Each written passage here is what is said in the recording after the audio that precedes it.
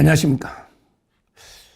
이재명이가 그 조폭 연루설, 그게 그 장영하 변호사가 이제 박철민이라고요. 성남 국제 마피아파. 박철민은 이제 그 변호하면서 아마 20억 설 가지고 이제 20억 이재명한테 주고 뭐 이런 게 있잖아요. 그래서 이재명이가 국제 마피아파하고 연루가 된 거 아니냐. 뭐 이런 데 그 의혹 제기에 대해서 장영하 변호사가 처음에 그 무죄를 받았거든요. 무혐의를. 처음에 그 무혐의가 됐는데, 근데 이재명의 그 이건태 있잖아. 그 변호사. 이재명 측에서 이제 그 고등법원에다가 재정 신청을 한 거예요. 검찰이 왜 무혐의 하느냐, 기소 왜 안 하느냐, 장영하 변호사를. 그래가 재정 신청을 해가지고 법원에서 이제 기소를 한 거예요. 그래가 장영하 변호사가 결국에 그 집행유예 받은 거예요. 장영하 변호사들이 억울하죠. 본인은 이게 박철민 의뢰인을 믿고 뭐 사진이나 돈다발이 있으니 믿고 의혹을 제기한 것 뿐인데, 의혹을. 근데 이걸 집행유예를 하니까 장영하 변호사도 얼마나 억울합니까? 근데 그걸 가지고요, 이재명이가 지금 난립니다. 그때 조폭 연루설 보도했던 언론들 진짜게 그 문제가 많다, 반성해야 된다 이러면서 언론들을 막 엄청나게 당신들은 사회 흉기다 막 엄청나게 공개하고요. 특히 그 SBS 있잖아요. SBS 그것이 알고 싶다. SBS 그것이 알고 싶다에 대해서 계속 이재명이가 엄청나게 압박을 하면서 내가 이제 그 사과는 꼭 받고 싶다. 사과를 받고 싶다. 이런 식으로 계속 압박을 한 거예요. 오죽하면 그것이 알고 싶다 제작진이요, 어제 입장문을 냈습니다. 와, 이거 보고 진짜 저는 참 이재명이가 문제가 많지만 언론들도 진짜 부끄러워해야 됩니다. 이런 게 권력 앞에 굴복해서 8년이 지났고 그것이 알고 싶다 한 지가 8년이. 근데 그 8년 만에 제작진 이름으로 입장문을 내가지고 뭐라고 했냐. 2018년 7월 21일 방송된 2018년 7월 21일이면 오래된 거죠. 이게 언제 때냐면 문재인 때입니다. 윤석열 때 아닙니다. 2018년에 방송된 거니까 문재인 때입니다. 문재인 때. 이거 윤석열 정권이 또 탄압했다고 하면 안 돼요. 윤석열 정권은 2022년이고 2018년 7월 21일 방송된 권력과 조폭, 그 다음에 파타야 살인사건, 그 후 1년, 이런 제목이 그것이 알고 싶다예요. 권력과 조폭, 그 다음에 그 파타야 살인사건, 그 후 1년, 이런 그 제목에 그것이 알고 싶다. 와 관련해 확실한 근거도 없이 의혹을 제기한 것에 대해서 사과드립니다. 이런 식으로 제작진이 이재명한테 사과드립니다. 확실한 근거도 없이 의혹을 제기한 것에 대해서 사과드립니다. 근데 실제 그때 그 방송은요, 뭐냐 하면 이재명 당시 경기도지사가 2007년 성남 국제마피아파 조직원 2명이 변호인 명단에 포함됐다는 점을 언급하면서, 그러면서 지역 정치권과 폭력 조직과 연관 가능성을 제기한. 그러니까 이게 보도한 게 원래는 파타야 살인사건이 주가 되는 거예요. 파타야 살인. 이거는 이재명과 관계도 없잖아요. 그 파타야 살인사건 그 후 1년. 그러면서 이게 권력과 조폭인데, 방송 내용은 이게 2007년 국제마피아파 조직원 2명이 변호인 명단에 이재명이 포함됐다. 이걸 방송한 거예요. 그러면서 이게 권력과 조폭이 연결될 수 있는 거 아니냐. 이걸 방송한 거야. 이게 가짜 뉴스입니까? 이재명이가 2007년 성남 국제 마피아파 조직원 2명이 변호인 명단에 포함됐다. 이게 가짜 뉴스입니까? 야, 이재명, 이게 가짜 뉴스라는 거야? 이걸 방송했잖아. 나머지는 단정적으로 한 거야. 이걸 보니까 권력과 조폭들이 연계될 수 있다. 그랬잖아. 근데 너 삼촌 조카, 너 큰 누나 아들이지. 또 오촌 조카, 전부 국제 마피아한테 변호했다고 본인의 자서전에 있잖아. 본인이 그걸 했잖아. 심신미약을 주장해가지고 본인이 조카들 2명을 이렇게 변호했잖아, 조폭. 집안이 조폭 있다고 인정했잖아. 이걸 방송한 거예요, SBS. 그것이 알고 싶다가. 이게 가짜뉴스냐고요.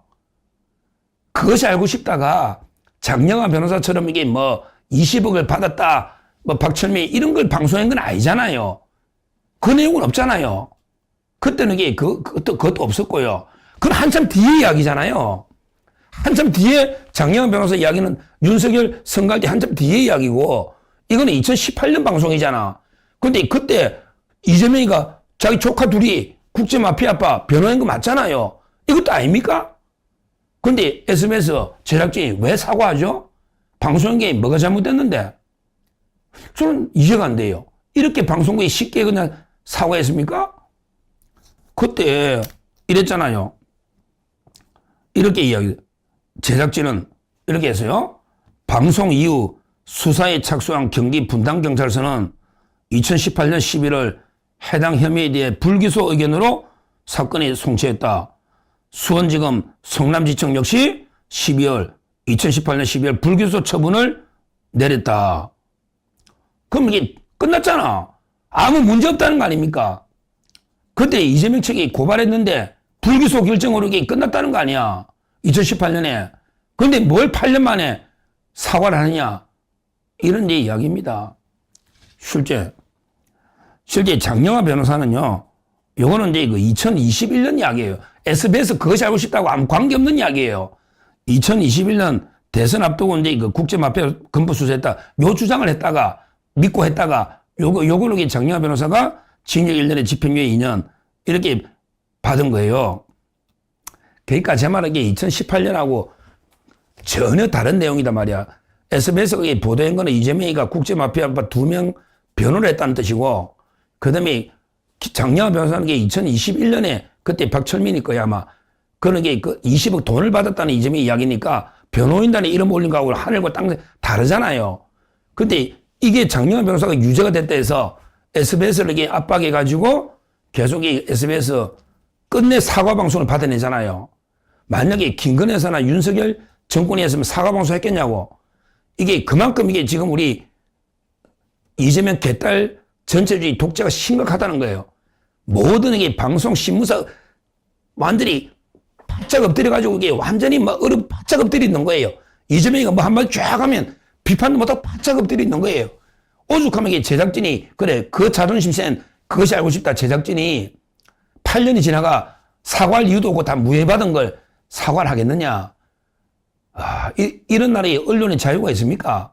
우리나라에 언론의 자유가 있습니까? 이게 이재명이가 얼마나 한이 맺혔으면 이걸 8년 동안 기억하고 있다가 끝내 사과를 받은 이 지배함에, 와, 소름이 돋지 않습니까? 이게 우리나라가 언론 자유가 있는 나라냐? 이 말입니다. 참 이게 심각합니다. 이거는 이게 근거 없는 의혹도 아니에요. 그 이후에도요, 보세요. 그 이후에 은수미도 그때 뭐 조폭이 뭐 좀 지원했다 이런 게 있었고, 조폭과 권력. 은수미. 또 이게 뭐 했었냐면 이재명이 그 사진도 있었잖아요. 집무실에 어떤 이상한 남자가, 조폭이 아닌지 어떤 이상한 남자가 딱 그냥 다리 올려가지고 누워있고 이재명이 서 있는 이런 사진도 그때 있었잖아요. 뭐 그놈이 어디 조폭인지는 모르겠는데 우리가 말이 안 되는 사진들이 의혹이 있었잖아요. 그렇지 않습니까? 아무 근거 없이 우리가 SBS가 아무 근거 없이 의혹을 제기한 건 아니에요. 저는 그때 그 박철민 뭐 20억을 이재명 줬다. 이건 제가 방송 안 했어요. 저도 이게 다 체크해 봅니다. 20억을 그렇게 이재명한테 조폭이 줬다. 이걸 섣불리 믿을 수는 없잖아요. 그거 방송한데 제가 알기로는 거의 없을 겁니다. 거의 없을 거예요. 왜? 이게 금방 이게 좀 근거가 없다. 그때 뭐 김용판 의원인가 그분도 이게 좀 제기했었고, 제가 장영하 변호사 기억이 나는데 이게 20억이 그냥 확실한 게 추가 근거도 없고 메이저 언론이 보도 안 했거든요. 따라서 이게 무조건 이게 언론들이 가짜뉴스로 이재명이 죽이려 한다. 이게 아니다 말이야. 2018년에 파타야 그 이후 1년 이거 하면서 이게 조폭과 권력하면서 그런 게 이재명이가 변호인단에 이름 올린 거는 팩트다고 저는 봅니다. 왜? 본인이 조카 둘이가 변호했고 그 조카가 조폭이 맞으니까. 맞잖아요. 뭐가 문제냐고. 조폭 전문 변호사 뭐가 문제냐고. 하여튼 이거 보면 정말 이게 우리나라 언론 탄압이 심각하다 이렇게 봅니다. 얼마나 이재명이가 글 올려가지고 SBS를 압박했으면 SBS도 방송국 유지해야 되니까 제작진한테 또 어떻게 압박하는 사정했겠지요. 그 PD는 떠났을 것인데. 하여튼 보세요. 얼마나 이렇게 해놨어요. 이재명이가 또 이게 이틀 연속 저번에 한번 글 올렸잖아요. 가짜뉴스 장영아. 근데 또 올렸어. 그 다음 또 뭐냐 올렸냐. 한심하고 악질적인 마타도어다. 거짓의 무덤에 사람을 매장하는 일이다. 이래가면서 그 방송을 SBS를 압박한 거예요. 20일 올린 거예요. 어제 20일 날 또 올린 거예요. 그러니까 이재명이가. 뭐라 올렸냐. 이재명 조폭 연루설을 만든 그것이 알고 싶다는 과연 순순히 추후 보도할지 한다면 이게 어떤 내용으로 보도할지 궁금하다. 이런 식으로 압박을 한 거예요. 그러니까 사과한 거죠. 그것이 알고 싶다.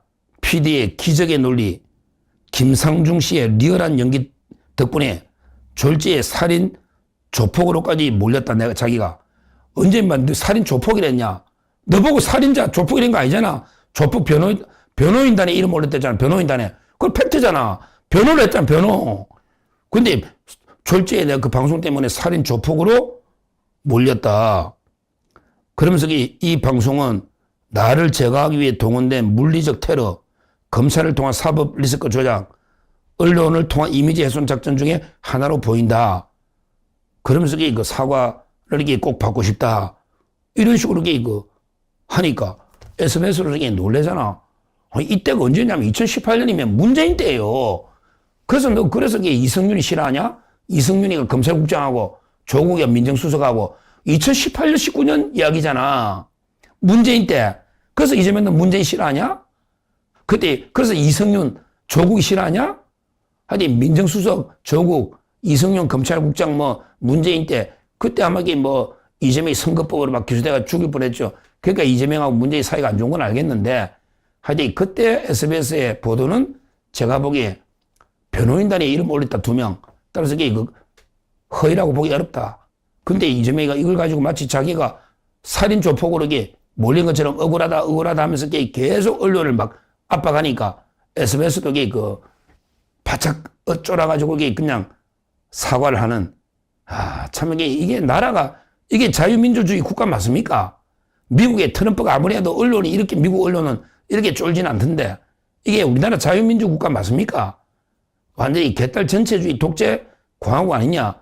8년이 지나가 이재명이 한마디에 쫄아가지고 사과하는 SBS 방송이나 이거를 압박해서 언론 자유를 말살 탄압하는 이재명 정권이나 참 이게 한심하다.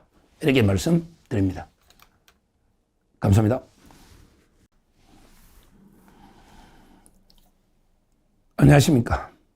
오늘 중앙일보의 단독으로 서울시장 플랜 A입니다. B가 아니고 서울시장 플랜 A 다둥이 아빠 박수민 설득한 934호 해동 이런 단독 기사가 중앙일보에 실렸습니다. 근데 이게 제가 알고 있는 거하고 똑같기 때문에 팩트라고 보고요. 약간 이게 비하인드 스토리인 거죠. 중앙일보가 취재한. 근데 제가 취재한 거하고 똑같기 때문에 이걸 소개하면요. 서울시장 플랜 A, 플랜 B, C가 아니고 A입니다. A. 서울시장 플랜 A. 다둥이 아빠. 자식이, 박수민 의원이 자식이 5명입니다. 아들, 딸이 자식이 5명. 김민수도 다둥이죠. 우리 최고위원 중에 김민수. 저게 다둥이인데, 하여튼 박수민 의원이 다둥이 아빠 5명입니다. 자녀가. 이거를 설득한 934호 회동. 요거는 국회 934호 방인데, 저기 국회 934호, 이게 방이 누구 방이냐, 여기 김대식 의원, 김대식 알죠? 김대식은 이게 원래 홍준표하고 엄청나게 친했죠? 원래는 이게 장재원하고 평생 동지입니다. 우리 극단적인 선택으로 안타깝게 돌아가신 장재원 의원 있잖아. 부산의 장재원. 거기 장재원 의원이 대학교를 하거든요. 자기 형님이 아마 대학 총장도 하시고 거기 명문 집안 동서대학인가 부산의 대학교인데 거기 교수를 한 게 김대식입니다. 옛날에 그 이명박 대통령 때 선진국민연대라고 이상덕, 이명박이 대통령의 형 이상덕하고 같이 그 조직 만든 게 그 선진국민연대, 거기 그 활동을 한 게 김대식 의원인데, 장제원, 김대식. 그러니까 이명박 대통령이 아주 마당발이에요. 김대식. 이분이 언제, 그 다음에 홍준표 쪽에 핵심으로 있다가 홍준표가 하와이로 떠나버렸을 때, 이번 대선 안 할 때, 거기에 그 설득하러 가신 분이 김대식이에요. 이제 어떤 분인지 알 거예요.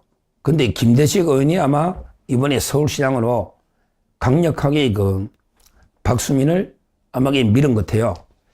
제가 이제 그때 방송할 때 제가 취재한 게 저는 조광한 최고위원한테 주로 취재를 해서 조광한 최고하고 그다음에 유상범 의원이 노력을 많이 해가지고 이제 그 박수민을 서울시장에 등록시켰다. 이렇게 이제 방송을 했지 않습니까?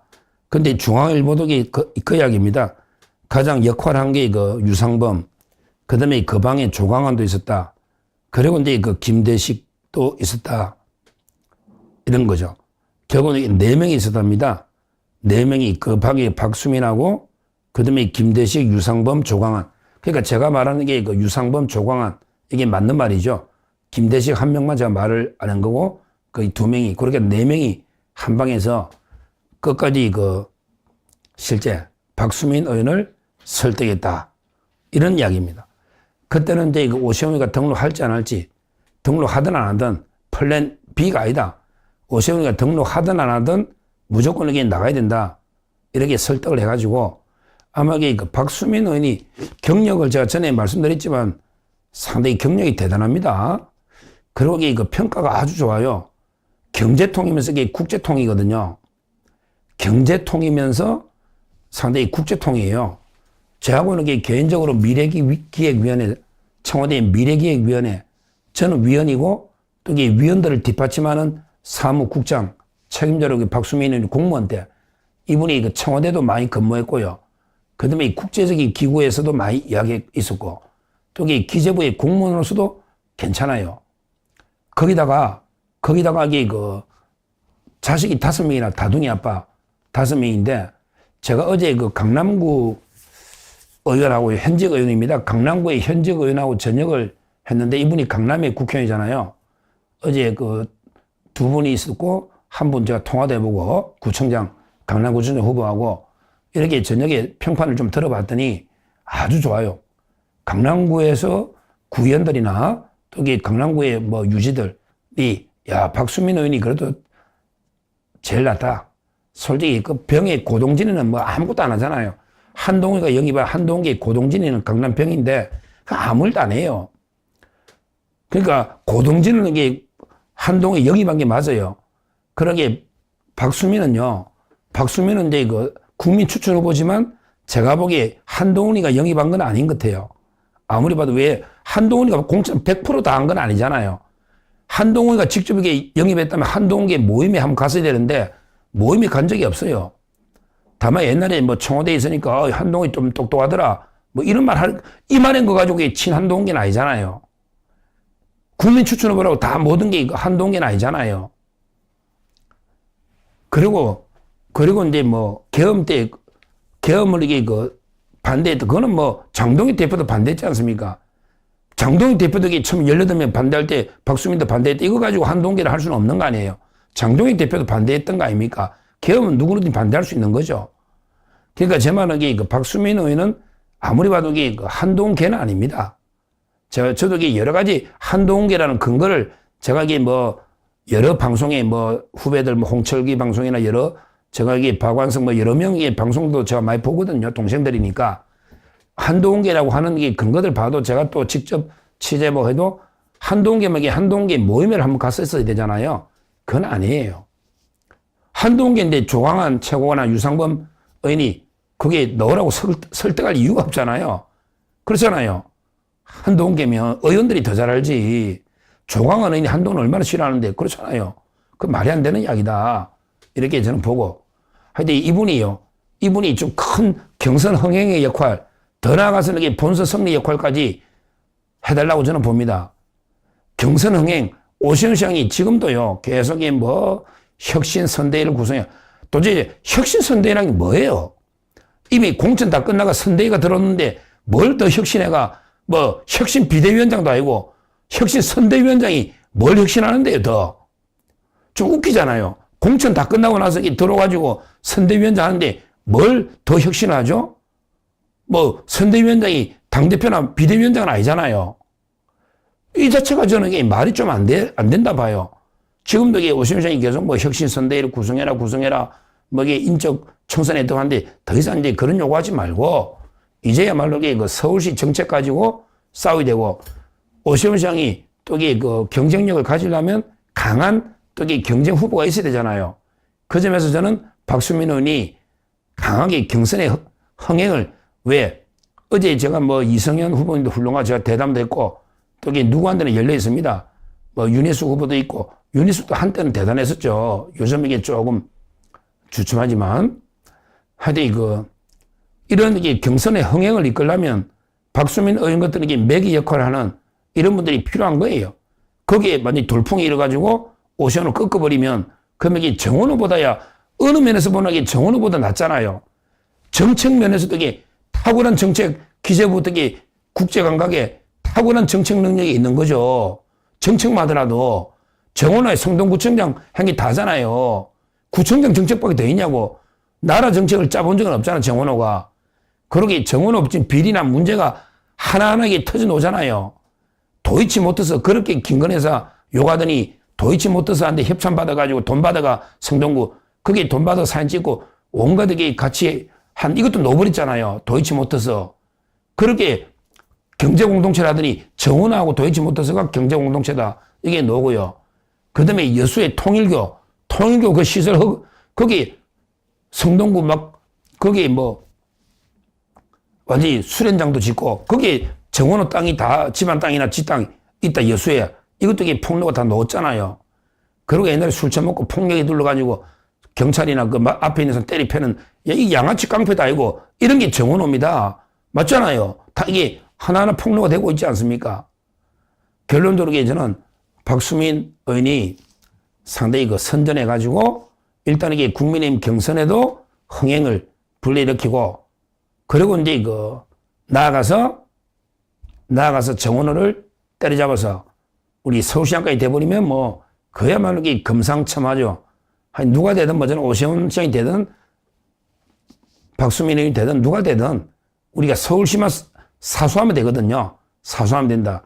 그 점에서는 이게 경선 흥행이 제일 중요한데, 상당히 저는 박수민 의원의 능력과 또 이게 평가들, 또 주류 측에서 많이 밀어줄 거 아닙니까? 오세훈가 계속 엔티를 거니까 아마 이게 장동혁 주류에서 박수민을 전폭적으로 지원할 것 같아요.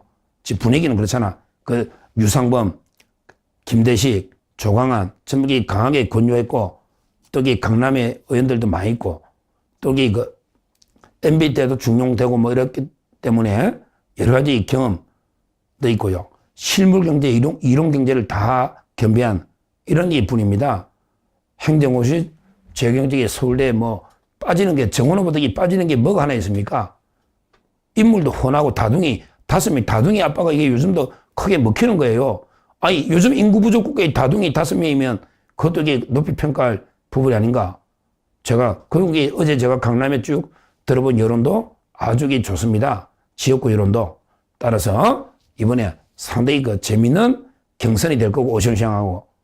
그러기 본선도 충분히, 서울은요, 이미 호남이 많이 빠져나왔거든요.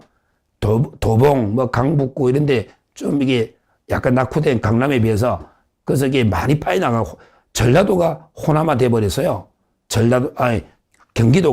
경기도 인구는 이렇게 많이 빠져나갔잖아요. 인구가 서울 인구 많이 줄었어요. 즉 900이 한 20, 30만 원 줄었어요. 그러면서 이게 강남 서쪽 송파 인구 비중이 높거든요. 그게 오세훈이도 박수민은 또 강남이고, 강남 서쪽 송파만 확실하게 잡아도요, 충분히 해볼만 합니다. 해볼만 해요. 우리가 서울시장 선거는 절대 양보할 수 없다. 이제 국민의힘 쪽으로 이제 순풍이 좀 불 겁니다. 이제까지 너무 이게 악재가 겹치면서 역풍이 불어가기 상당히 힘들었지만, 그러기에 국민들은 반드시 최소한의 이재명 독재를 견제할 수 있도록 견제 세력은 국민들이 반드시 만들어줍니다. 우리가 서울부터 바람을 일으켜야 된다. 이렇게 말씀드립니다. 감사합니다. 아니, 몇 년을 끌던 싸움이 갑자기 한쪽의 사과로 끝났다? 이게 어떻게 된 일일까요?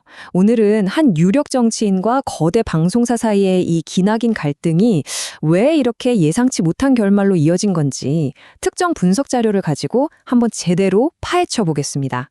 자, 모든 건 바로 이 사과문 한 장에서 시작됩니다.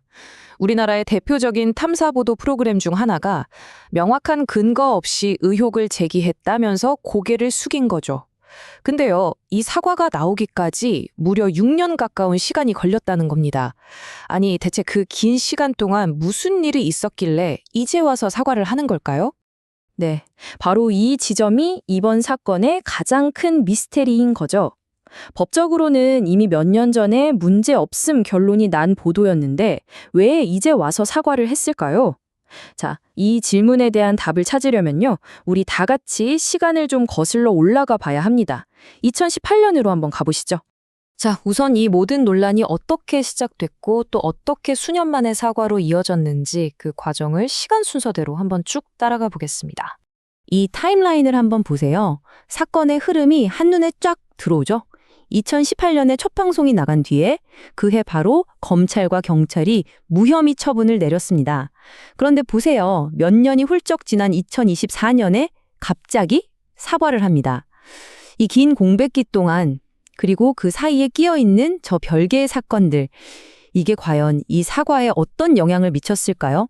그럼 대체 2018년에 무슨 방송을 했길래 이렇게 시끄러웠던 걸까요? 논란의 시작이 된 그 원본 보도, 지금부터 한번 자세히 들여다보겠습니다. 자, 당시 방송의 핵심은 아주 간단 명료했습니다. 이재명 대표의 이름이 조직폭력배의 변호인 명단에 있었다는 사실을 보도한 거죠. 그러면서 지역 정치와 조폭 사이에 어떤 연결고리가 있는 건 아닌지 의문을 던진 겁니다. 이건 뭐 정치인이 조폭이랑 관련이 있을 수 있다? 엄청난 파장을 불러일으켰죠. 그런데 말이죠. 이 보도가 법적인 문제로까지 번지진 않았습니다. 검찰과 경찰이 다 들여다봤는데 SBS 프로그램을 기소할 만한 근거를 못 찾은 거예요. 그래서 뭐 사건은 그냥 그렇게 끝나는가 싶었죠. 자, 그런데 여기서부터 이야기가 좀 복잡해집니다. 오늘 저희가 들여다보고 있는 이 분석 자료에 따르면요. 이 사과의 배경에는 완전히 다른 두 개의 사건이 묘하게 얽혀 있다고 합니다. 그러니까 2018년에 그 방송 사건, 그리고 2021년에 전혀 다른 데서 터진 또 하나의 사건, 이 두 가지 말입니다. 자, 바로 이 지점에서 분석 자료가 아주 핵심적인 주장을 내놓습니다. 잘 보세요. 왼쪽의 2018년 SBS 방송은 결국 무혐의로 끝났잖아요. 그런데 오른쪽에 2021년에 터진 다른 사건을 보면 이 대표에게 불리한 주장을 했던 변호사가 유죄 판결을 받았어요. 이 자료는요, 바로 이 오른쪽 사건의 유죄 판결이 이미 몇 년 전에 법적으로 문제 없다고 끝난 저 왼쪽의 2018년 사건을 다시 꺼내들어서 SBS를 압박하는 일종의 지렛대로 사용됐다고 분석하고 있는 겁니다. 그렇다면 이 분석 자료가 내리는 최종 결론은 과연 뭘까요? 이 복잡한 과정을 통해서 우리에게 뭘 말하고 싶은 걸까요? 이 자료는 먼저 이재명 대표가 이 보도를 어떻게 규정했는지에 주목합니다. 바로 나를 제거하기 위한 이미지 훼손 작전이라는 거죠. 그리고 이런 프레임으로 수년 동안 SNS나 여러 발언을 통해 방송사를 끊임없이 압박했다는 점을 강조하고 있습니다. 그래서 이 자료는 이 사태를 이런 식으로 정리합니다. 한번 따라와 보세요. 첫째, 어쨌든 2018년 보도는 변호인 명단에 이름이 있었다는 사실에 기반했다. 둘째, 하지만 수년 동안 정치적인 압박이 계속 가해졌다. 셋째, 결국 언론사는 그 압박에 못 이겨 굴복했다. 그리고 마지막, 이게 결국 정치 권력 앞에 언론이 무릎 꿇는 아주 위험한 선례를 남기게 됐다는 겁니다. 그러니까 이 자료의 결론은 명확합니다. 이건 단순한 언론 윤리나 오보 문제가 아니라 이 대표와 그의 지지 기반이라는 강력한 권력의 문제였다는 거죠. 자, 이 하나의 사건은요, 단순히 한 정치인과 방송사 사이의 다툼, 그 이상을 의미할 수 있습니다. 바로 우리 사회의 언론 자유라는 훨씬 더 큰 질문을 던지고 있거든요. 그래서 이 분석 자료는 이 사건을 통해 우리 사회에 아주 근본적인 질문 하나를 던집니다. 우리나라에 언론의 자유가 있습니까? 여기가 진정 자유민주주의 국가가 맞습니까? 이건 정말 지금 한국 언론의 현실을 날카롭게 찌르는 질문이죠. 결국 이 자료가 우리에게 남기는 마지막 질문은 바로 이겁니다. 정치적인 압박이 들어올 때 언론이 가져야 할 책임과 압력에 못 이겨 굴복하는 것, 그 사이의 경계는 과연 어디일까요? 그리고 만약에 그 경계가 무너진다면 그로 인한 가장 큰 피해는 과연 누가 보게 될까요? 한 번쯤 생각해 볼 문제인 것 같습니다.